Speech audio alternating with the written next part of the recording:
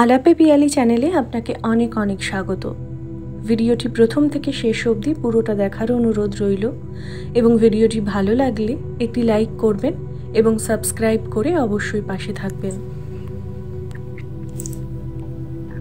বিদ্যে বোঝাই বাবু মশাই, চড়ি শখের বোটে। মাঝিরে কন বলতে পারিস সূর্য কেন ওঠে? চাঁদটা কেন বাড়ে কমে? জোয়ার কেন আসে? বৃদ্ধ মাঝি অবাক হয়ে ফেল ফেলিয়ে হাসে।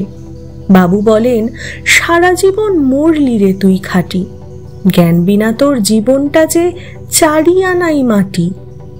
খানিক বাদে কহেন বাবু, বল তো দেখি ভেবে, নদীর ধারা কেমনে আসে পাহাড় হতে নেবে?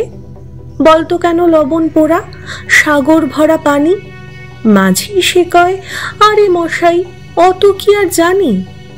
বাবু বলেন, এই বয়সে জানিস নেও তা কি? জীবনটা তোর নেহাত খেলো, অষ্ট আনাই ফাঁকি।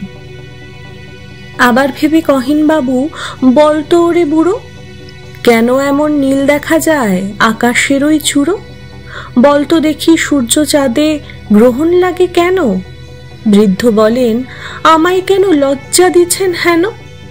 বাবু বলেন, বলবো কি আর বলবো তোরে কিতা, দেখছি এখন জীবনটা তোর 12 আনাই বৃথা।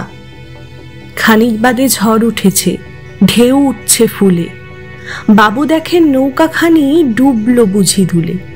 মাঝিরে কন, এ কি আপদ ওরে ও ভাই মাঝি, ডুবলো নাকি নৌকা এবার, মরবো নাকি আজই? মাঝি শুধায়, সাঁতার জানো? মাথা নাড়েন বাবু। মূর্খ মাঝি বলে, মশাই এখন কেন কাবু? বাঁচলে শেষে আমার কথা হিসেব করো পিছে, তোমার দেখি জীবনখানা 16 আনাই মিছে।